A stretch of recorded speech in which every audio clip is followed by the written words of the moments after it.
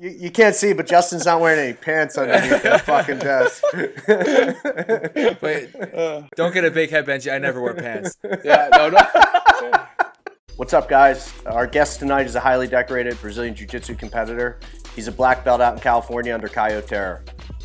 He's competed against and beaten some of the top guys in the sport, and he just put out a new instructional with BJJ fanatics called the Bermuda Triangle. And tonight we're very, very lucky to welcome to the show Benji Silva. This is Justin Lesko, Brazilian Jiu-Jitsu brown belt and former pro MMA fighter. And I'm Mike Callahan, Brazilian Jiu-Jitsu brown belt and a law enforcement officer. Welcome to That Jiu-Jitsu Podcast.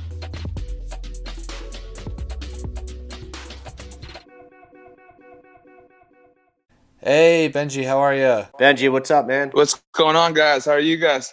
Good, good. Thanks for having me on.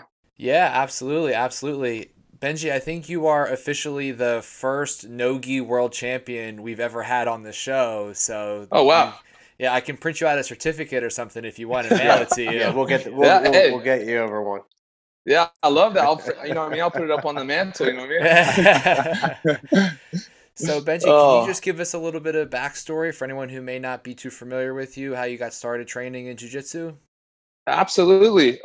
Actually, as a fun fact, I did a little photo shoot yesterday for my sponsor, and he didn't get a full rundown of like my whole lineage and how I got started in the sport. And after explaining it to him and his wife, they were kind of in shock, like, wow, that's a great story. So it's kind of practice for you guys today. So yeah, it was like a dress rehearsal for you. Yeah, exactly. So yeah, a little bit about myself. I've been training for about 14 years now. I originally got into training from a standpoint of just going into Fairtex and Mountain View to train Muay Thai for cardio and just get back in shape. I grew up in San Diego, moved up to the Bay Area when I was about 21. I was working in an IPTV tech company that my dad was a VP of sales for. So yeah, kind of the tech route at first. And I didn't have any friends when I moved up here. So best resort was to find something to do that I could acquire some friends. And someone at my work suggested that I would go try some Muay Thai kickboxing. And the first 2 months of training there, I was so intimidated to go train in the jiu-jitsu class. The guys just looked tough. I was like, I'm just going to stick with kickboxing for right now, Muay Thai. And then about my almost third month in, I went to their front desk and asked for where the intro classes were for BJJ. And they linked me up with the coach there. And my first class, there was like 2 or 3 people in class, and 2 of them were like 200 pounds. And one was like 120 pounds. I must have been 170, we'll say. So I just got demolished by all 3 of them. Yeah. So normal white belt experience, gets smashed on the first day. Yeah. Common theme. Just skittish like a mountain goat, you know? I like that. I just kept training. And I think about after 3 months of jiu-jitsu training, I originally started doing Lucha Libre. So if you know a little bit of, lineage for jiu-jitsu, the original NoGi was Lucha Libre for the guys in the favelas that couldn't afford gis to train jiu-jitsu. I trained under Leopoldo Serral, my first instructor, and he trained specifically NoGi, for MMA and obviously Lucha Libre, NoGi Jiu-Jitsu. So I started training with him, and after like 3 months of training, a guy on the fight team was supposed to fight in San Francisco at 10:15 Folsom, and I had done some amateur boxing and obviously, gotten street fights growing up. Don't condone that, but it is what it is. Yeah, it is what it is. And he kind of went around the room and asked everyone, "Hey, who here is about 180 pounds?" And everyone was kind of quiet, and I was like, "I'm close to 180." I wasn't scared. I didn't know, So someone on the team went to weigh-ins the day before, the day of the fight. Everyone met at the Fairtex and Mountain View to drive up to the city, and the guy didn't show up. So one fighter was ready, and one guy got cold feet and just turned his phone off, deleted his Facebook, didn't show up. Still to this day, I have no idea what happened. Still have no idea what happened. Wow. And crazy, right? So right, yeah.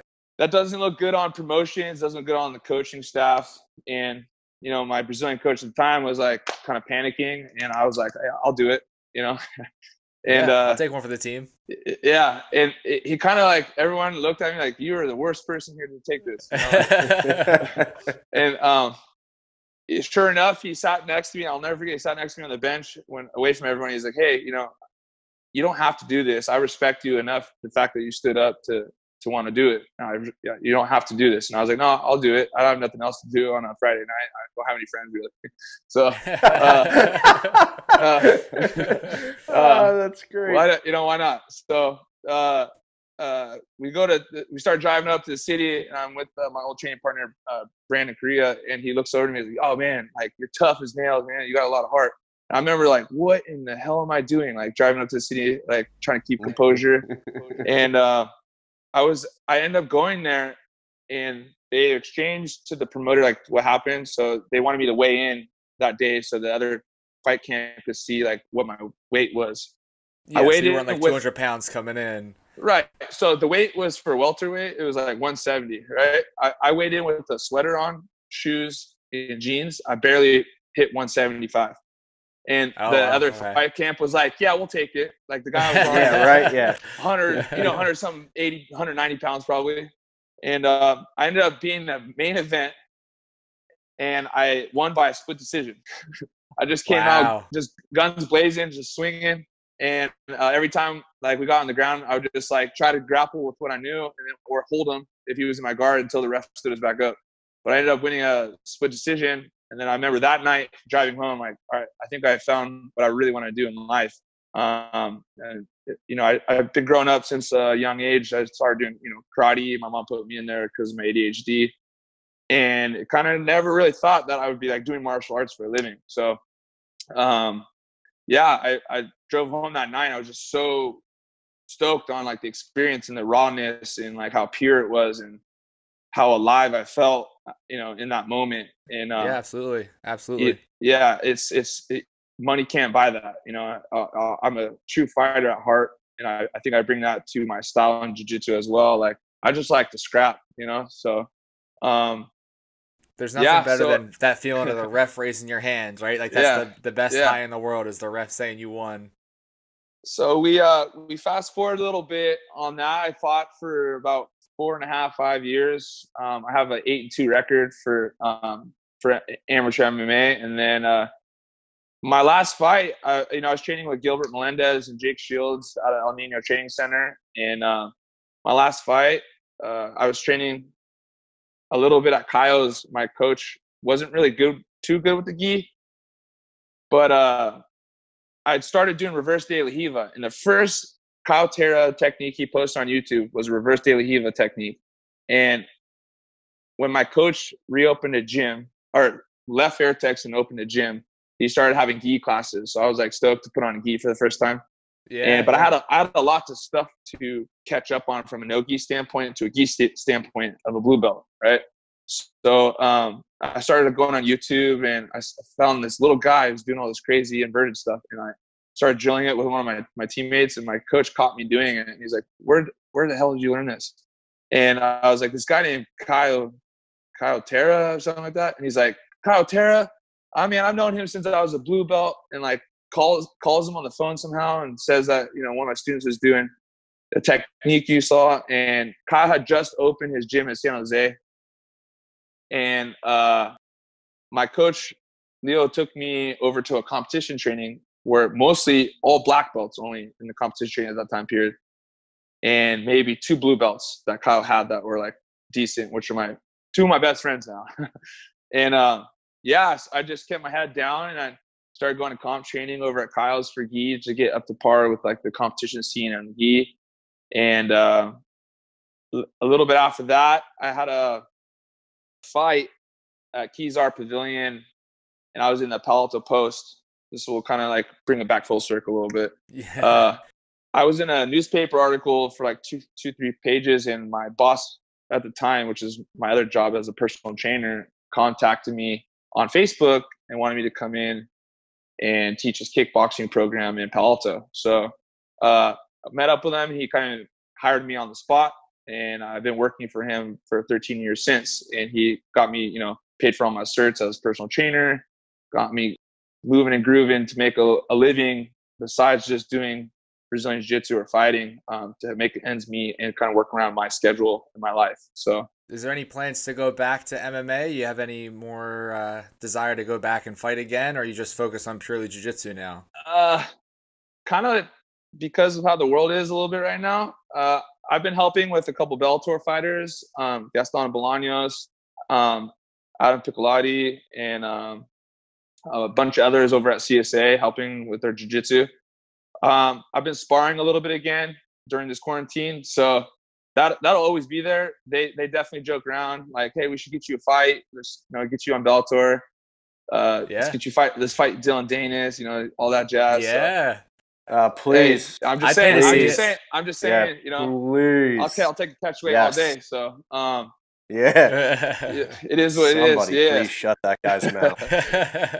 So if opportunities arise and something like that is put forward, I would take it in a heartbeat. That's not an issue for me. Absolutely. Not an issue. I stay ready. Obviously, if jiu-jitsu is really shut down a lot for a long period of time, it is something to consider. Just so I can stay active. I just fought in Florida for Jits King Promotions, and anything to keep me staying active, whether it's fighting or jiu-jitsu, something in that combat realm, but absolutely. But a little bit back to how the rest of it is. Kyle ended up hiring me to teach his Muay Thai program at his gym to help me make a little bit extra money at the time period. So my old coach, I couldn't really make certain classes anymore. So we kind of had a falling out, and he kind of just passed the baton over to Kyle. It's unfortunate, and these things happen in the sport. I hope a lot of people. They do. I hope a lot of people can understand and relate to that. It's not wrong to outgrow a spot if it's only going to further you as a competitor. Even if it's a hobbyist, if you want to just learn a little bit more higher echelon of things, it's okay. Don't feel bad or feel tied down because you've been somewhere for so long. I know it's uncomfortable, but it's like breaking up with a girl. That's a good way to put it. Yeah. But Kyle, with open arms, welcomed me in, and after my last fight in MMA, he sat me down and he's like, "Look, I know you're good at MMA, but you're a blue belt. If you take a break and you focus on jiu-jitsu right now, Benji, I really feel like you could do a lot in the sport and you'll have a career after fighting because you could teach jiu-jitsu for the rest of your life." And I took that to heart, and I really trusted in what he was saying because Kyle is a stud, still is a stud, and was a huge stud at the time when I first converted over to him. And I'll never forget that. And I had a long heart to heart with my dad, because my dad was a huge supporter and supported me through my fight career. And I was like, "Dad, I'm gonna take a step away from fighting for a while and just focus on jiu-jitsu." And within that first year of focusing on solely jiu-jitsu, I had got my first third at Pans at Blue Belt. I think it was at 2013. And the guys on the podium were like Rolando Sampson, Dante Leon was in first, like top guys. I grew up with all these. Yeah, I grew with all these guys, And then I kind of was like, wow, that was a lot of fights. I had 6 fights that day, and just stacked division at lightweight too, because now I'm medium heavy. So I was 162 pounds back then. So that same year at Blue Belt in 2013, I won double gold worlds at lightweight, and then I won the open weight division as a lightweight. And my first 2 matches were ultra heavyweight and a heavyweight, and so forth. So hey, there you go, man. Right into the absolute. Go yeah, ahead. Yeah. Have fun. I had 12 matches, and I finished, I believe, 8 matches by submission that day. So that's awesome. Yeah, that was the moment I really realized that Kyle was onto something, and we're developing something special in San Jose at the Kyle Terra Academy, and just the whole crew and team there. Everyone's very tight knit and a family there, so it meant a lot to go on a new team and then perform that way. And it was very emotional time, especially in the finals at Absolute, because I felt so abandoned a little bit and then on to a new team. So I just felt kind of in transition a little bit, right? So it definitely gave me validation I was doing the right thing. And then kind of moving forward from there, once Kyle gave my purple belt, I got that same year like double bronze at NoGi Worlds. So like kind of like, all right, first year getting the shaking the dust off a little bit. I was purple belt, but felt good performing out there. And then 2015 Pans, I got silver and lost in the finals to Orlando Montaro. Yeah, that was epic.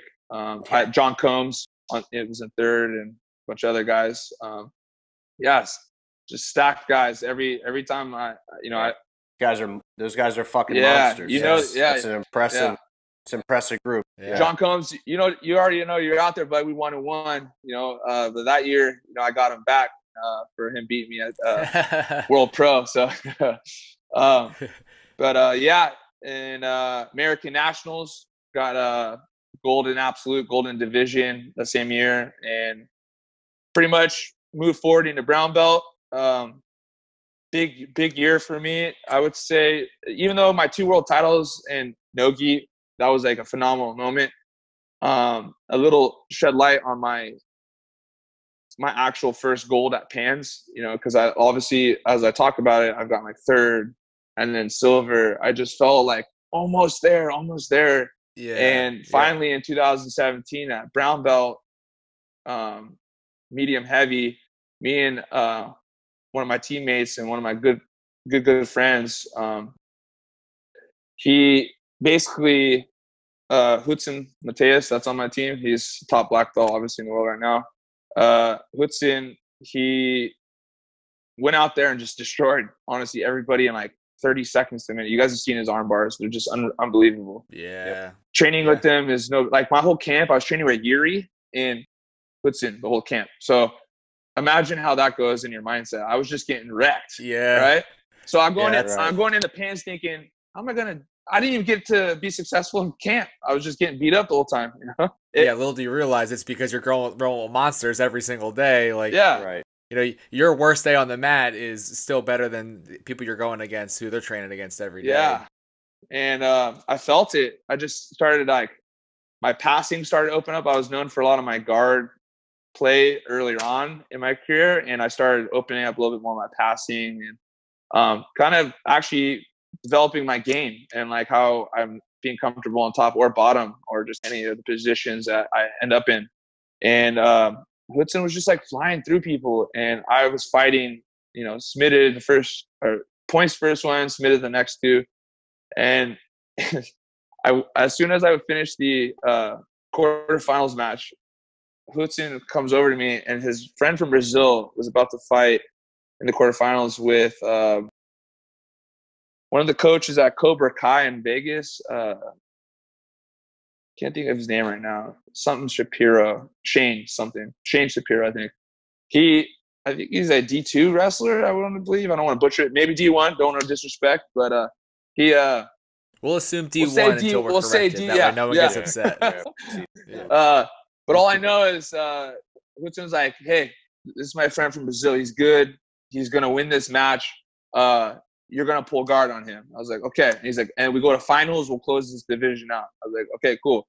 And he went out, had Michael Perez next. He beat Michael Perez. So I was just waiting for my match. And Hudson's friend from Brazil got tapped by this American guy. And I look over and Hudson's like, I don't know. Like, I don't know who this guy is. And I don't know, man. Yeah.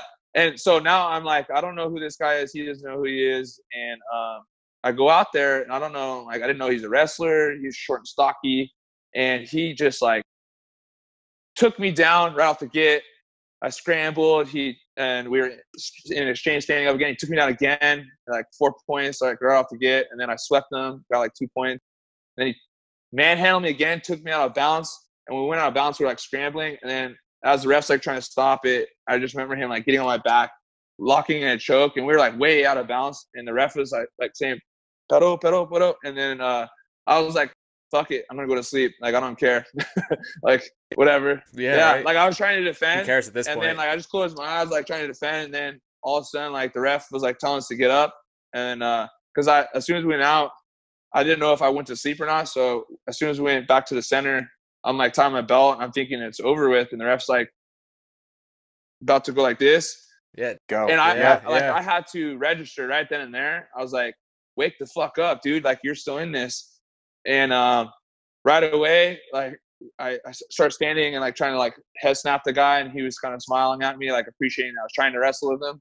And he like duck undered me over by the scoreboard a little bit, and we were kind of like scrambling out of bounds.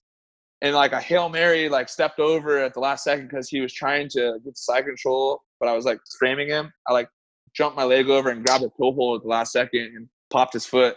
Like literally there was maybe 25 seconds on the clock. It was 8-2. And yeah, you needed that. That was time. like you said, Hail Mary. Yeah. And then as we're gonna have to watch this. I'll send you guys the video of it. It's like literally like Kyle started walking toward our friend on the mat next to us. I was about to compete, kind of like, all right, shit, Benji lost. Like, started walking away, and my teammates were right there, and then they all started cheering. Kyle turned around, and I was like freaking out, like, no way did that just happen. Yeah. And as soon as I came off the mat, the ref asked Woodson, like in Portuguese, like, who's gonna take first? And I told him, like, hey man, like, you're my boy. You need this a lot more for like visa and all that jazz. Yeah.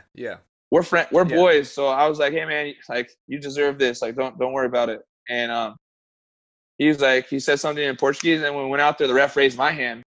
And when we were walking off the mat, Woodson's like, hey man, you fought with a lot of heart today, and you didn't quit. Like, you fought way harder than I had to fight, and you deserve this way more. And he went on to win the absolute division for brown belt that year too. So, he just wanted to get his black belt. That's all he really cared about. So yeah, just a little shed. But still, he recognized what you had to go through on the day to let you take the win. That's cool. So I'll definitely, there's a lot of really high level guys that I'm friends with and grown up with that have done, stuff like this. And it's just, this is what's cool about jiu-jitsu in the sport. It's an amazing culture of people and humans that you'll never find anywhere else. I promise that, And and you started this because you, like you said in the beginning, you didn't have friends. You were looking for something to do, and look what it's brought you in your life. Like, that's very cool about jiu-jitsu. Yeah, thanks, man. And and then from there, I won I won the Fight to Win Pro middleweight title belt, a brown belt. I believe I'm 6-1 for Fight to Win Pro right now. Yeah, 6-1. And so after that, same year, got bronze at NoGi Worlds. I lost to one of the Gracie Baja guys. Cannot remember. Sergio.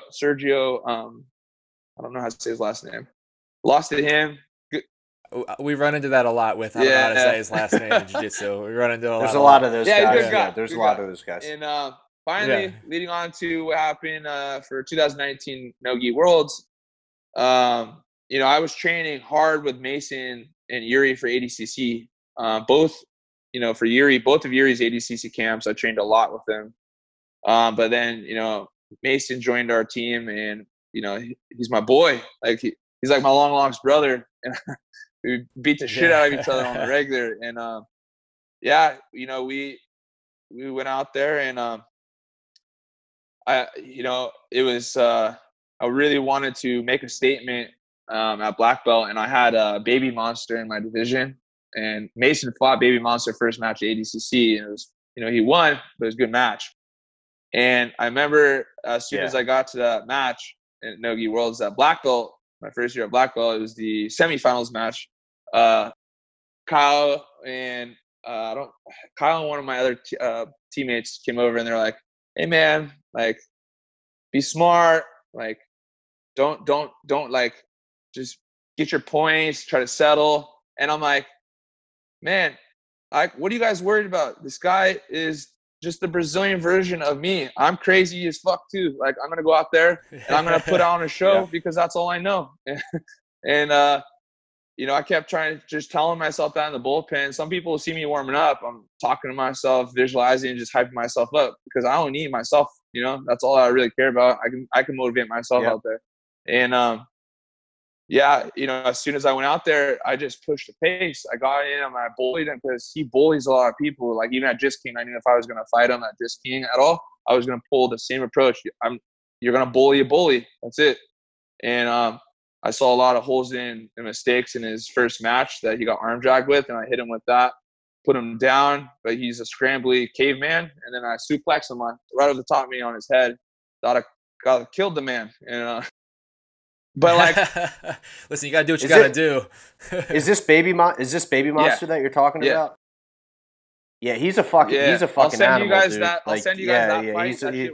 That was probably one of my favorite fights I've been in so far for jiu-jitsu matches, because it was nonstop. The guy, you would throw the kitchen sink at him.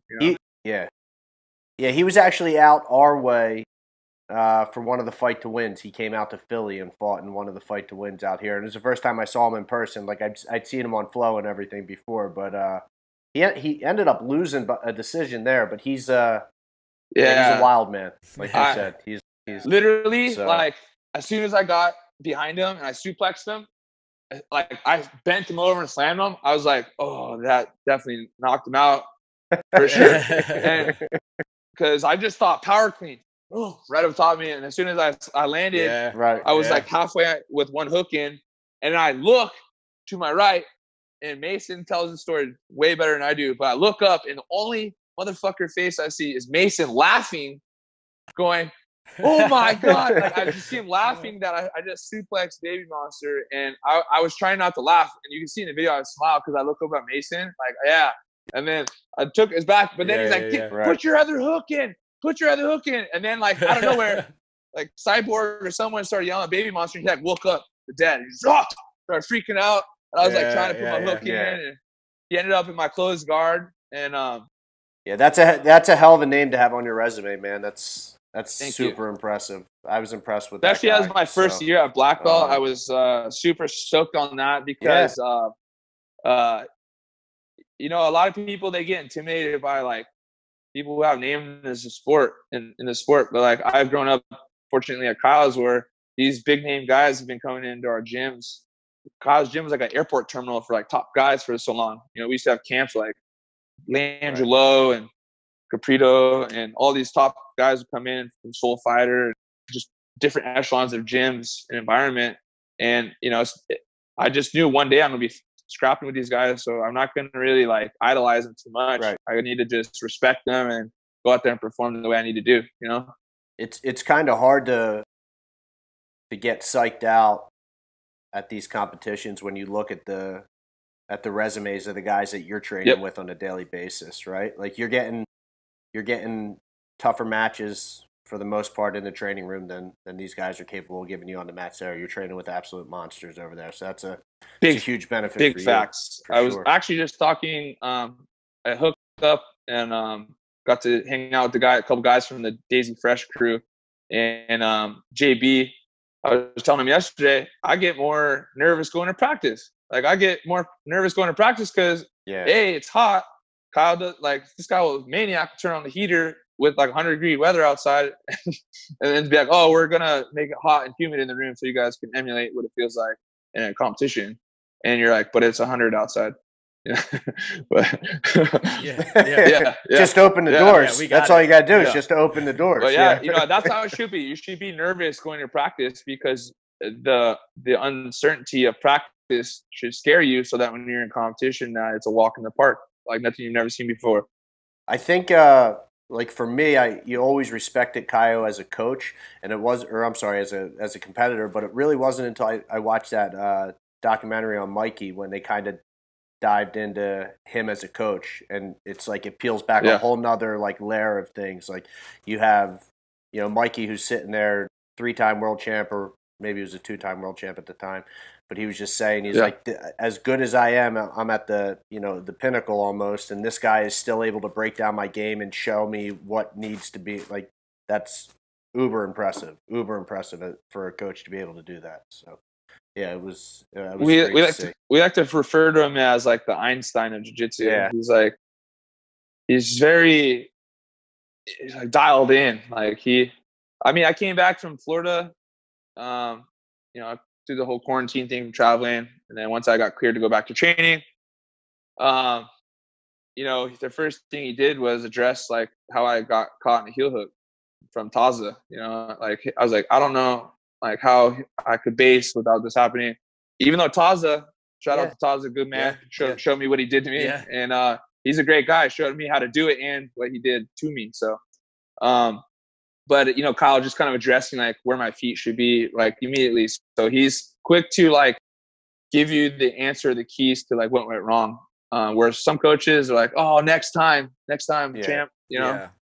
What does that do for me? Like just I want to fix my wrongs. I don't want it to happen again. Having a coach that's able to do that gives you that much more faith and confidence in the guy too. Having big a coach. Time. Yeah. So. Do you see yourself coaching when you're done competing? Is that the route you want to go? Do you see yourself following in Kyo's steps that way in the coaching world? Yeah, absolutely. Like right now, I have a small little studio spot in Palo Alto called True Movement. It's me and my girlfriend's little LLC. I teach like tech guys and some Stanford students, locals around Palo Alto. I've been teaching for about a year and a half, 2 years over here, and then I teach Friday classes. Kyle's in San Jose. So I think since around brown belt, I would say, is when I really started finding my groove as an instructor for BJJ. I had been doing privates for a long time because of my personal training experience. Like people would reach out to me, hey, you want to do a private? That's easy, but teaching group classes are a lot different. Yeah. If anyone's a trainer knows that. Just because everyone, for instance, I have ADHD. Like everyone learns differently. Some people are visual, audio, and hands-on. Or some people need a blend of everything. All three of them.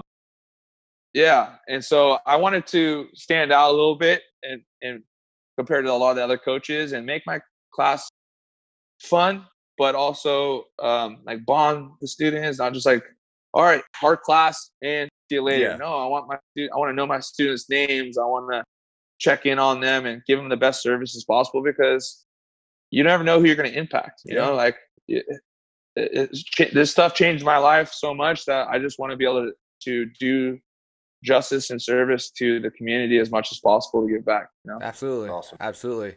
Well, how did you get what was the start of working with BJJ Fanatics? Because I know you just put out the Bermuda Triangle. How did that all come about? One of my sponsors is NC Fit. The owner is Jason Kalipa. He's a CrossFit world champion.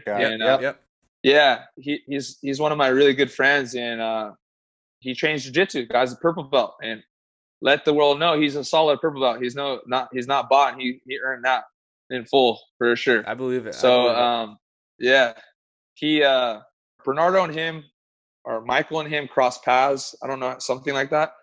But he did a conditioning DVD video for them for conditioning for grappling, kind of like EMOMs and AirAps and kind of strength movements that would be good for grapplers.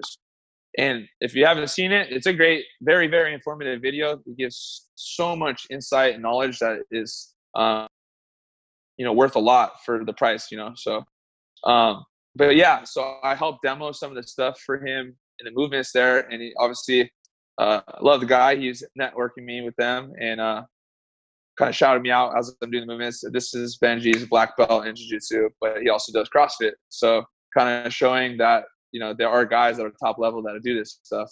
And a little bit after that, just before Jits King, the same week I filmed, like the week before I left to Florida, he set me up with Michael and the videographer that was coming out to film Hudson's DVD that just released too, the closed guard one. Yeah. Right. Yep. Yeah. And it's so just made sense. Kill two birds with one stone. And, hey, let's film the same day. So Hudson filmed in the morning. I came in, filmed the rest in the afternoon. And, just cranked it out. I've been known, like I said, for my guard and my triangles since blue belt. And I really wanted to share just a lot of the triangle setups from so many positions that I've done over the years that, you know, basics win matches. Like, obviously the fancy stuff is very glorified. It's fun to do, but the stuff that you're high percentage landing in matches are the basics, you know, triangles, arm bars, and basic sweeps.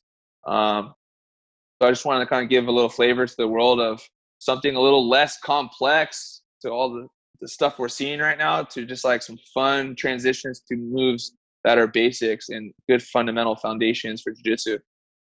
Did they That's approach awesome. you with the idea of doing the triangles, or was your leading the way of like, hey guys, if we're gonna do I this, was kind let's of leading, do. yeah. They kind of Jason linked me up and they asked me what I wanted to film. And I said, how about a triangle series? And they're sure, not a problem. And they said, can you give us, you know, 10 or more moves, techniques to break down? I said, absolutely. And You only yeah, we want just 10? start. Do I got to narrow it Yeah. down to 10? Because I can go like 50, 60. Yeah. Yeah. I look, I got more in the pocket. We'll save that for the next one. That's you for the know? sequel, right? You have Yeah, to, the you have to sequel. keep something in there. And then in the gi, it's a whole nother echelon. That's a deep rooted Bermuda Triangle system. Yeah, So, yeah.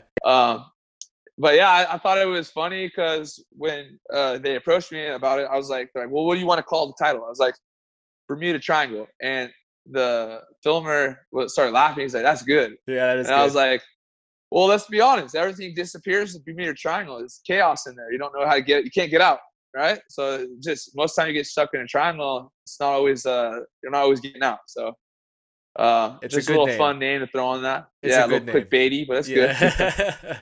That was definitely a huge monumental kind of like turning point, at least for me. Like, I know some guys in this and women in this sport who've got to film at lower belts, you know, some studs at purple and brown belts, but obviously sometimes releasing those, you don't always get good sales because you're a lower belt. Right. But yeah, it was very surreal that I was actually going to be doing that and film for them, because I've been buying DVDs and then into obviously the downloadable videos now from them for years. And before that, it was Buddha videos, you know, remember all of Yeah. that stuff. So, Yep. and so it was like, wow, I can't believe all these years of money I've spent on technique videos. And now for BJJ Fanatics, I'm actually a top black belt in the world to be doing this myself. And I had to take a moment to kind of appreciate that. You know, a lot of people get a chance to do that. And a lot of people who I've grown up and even competed against over the years have reached out, you know, DM me like, hey man, that's super awesome. I'm very stoked for you that that's happening. So it just, again, It's the top instructionals company out there right now, recognizing that you have a lot to bring to the table. So it's more than just, obviously there's a different feeling when you go out and you win a gold medal, but to have the community recognize what you're bringing, that's got to be pretty cool for you. absolutely. Yeah. Especially like when you get like a DM or like a story post from someone that you don't even like, you didn't even know that they were following you, or like you don't follow Right. them or anything. They're like, they have like 3 posts on their wall, like just Yeah. a random person in the world. Like, that's so awesome. Like, that's so cool too, that we have the technology and ability to share techniques all around the world. Like, that is amazing. Like I said, just being able to give back to the culture and the community that's done so much for me in my life. That's all I really ask and want to do. Put on good events and be a great instructor and just build monsters over the next, you know, obviously when my time is up, I'll always be competing. That's for sure. You guys will always see me out there. But as far as the younger generation, I definitely going to be building monsters at some point and putting a lot of attention to detail to bring up the next, you know, generation of monsters. Well, I know obviously there's sort of a big pandemic happening that's kind of limiting what's going on in jiu-jitsu, but do you have anything coming up next? Is there anything on the radar for you? Right now, like obviously it's like we got Fight to Win Pro, we got Third Coast, and we got Jits King.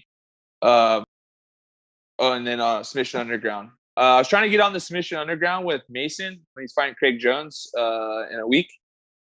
I haven't heard back from them, so I'm not going to guarantee that. But hopefully, you know, one of these kumites for Third Coast, or Jits Kings puts on another event, I'd definitely be out there for another super fight or one of the tournament styles for any weight class. To be honest with you, as long as it's above 180. Yeah, I'm walking around right. like, no, people don't realize this. Like I had 3 weeks. I was at 201, 202. In 3 weeks, I went all the way to 185. So wow. That's it. And again, I have the blessing of my nutrition cert and personal training to understand nutrition a little bit more and diet right, not cut weight. I'm not really big on cutting weight, but dieting right so you can perform well and like feel good out there. But yeah, so again, any of these shows, especially any of you are listening to this, put me on. It's nothing but fireworks every time I'm out there. So absolutely, I can vouch for that. Absolutely, absolutely. Just for everyone, I know with the COVID stuff and just everything in the world right now, be patient. I know sometimes it seems, especially for the people who don't really have a name too much in the sport and they maybe can't train or they can't really definitely can't compete. I know it sometimes seems unfair because only the top guys are getting to perform right now, but I can assure you that most of us that are competing right now, we're doing this for the culture.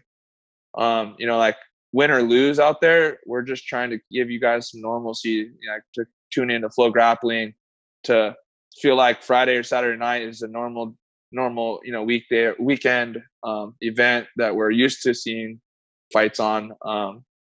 I know it's tough right now for a lot of people, the mental health things and everything else going on during all this, but just keep trying to find ways to train. Like if you don't have a brother or sister who never trained, ask them if they'll drill with you.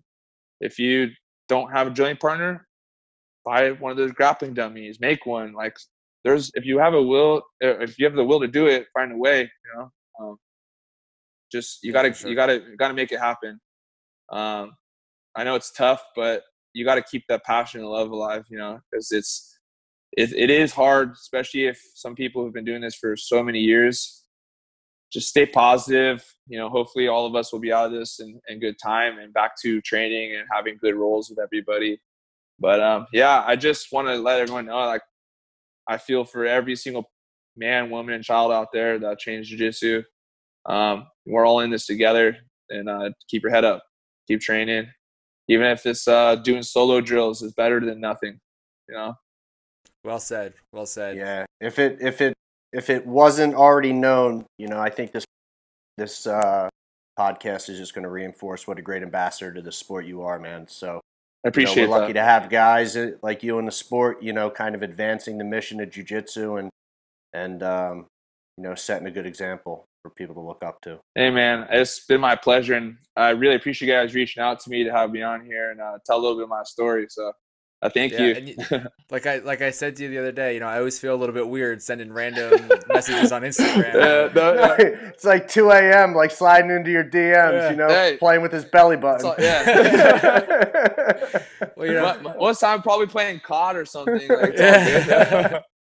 So I'm on Instagram. I see BJJ Fanatics posted about Bermuda Triangle, and I was like, man, all right, I got to pick that up. I have a podcast. I wonder if he'll come talk to us. Yes. I shot my shot, and I'll say, hey, take it, man. Take it. I always tell people, you never know what opportunities are going to move your life forward in such a positive way. You might as well take every opportunity that presents itself instead of like be iffy about it. Especially when it has to do with something that is my love and my passion. Like you guys are running an awesome podcast. Why would I not want to come on here and talk about what we all love to do? So Benji, thanks so much for coming on, man. We really appreciate it. You're the man. Seriously, you guys are awesome. Anything you need, again, I'm a message away. Thank you so much for everything. All right, thanks, Benji. I appreciate it, man. Thank See you later. See you guys. Thanks for hanging out with us, guys. Huge thanks to Benji Silva for coming on tonight and talking to us. If you want to check out his new instructional DVD, you can find it at BJJ Fanatics. If you want to reach out to him directly, you can find him on Instagram at bsilva jiu-jitsu. Don't forget to follow our show on Instagram at that_jiu-jitsu_podcast. You can also follow me at m_Callahan106. And you can follow me at Justin Lesko. And you can actually watch the video version of this episode and every episode that we do on YouTube by just searching for That Jiu-Jitsu Podcast. You're supposed to say thank you. Thanks, guys. Thanks for watching, guys. We'll see you next time.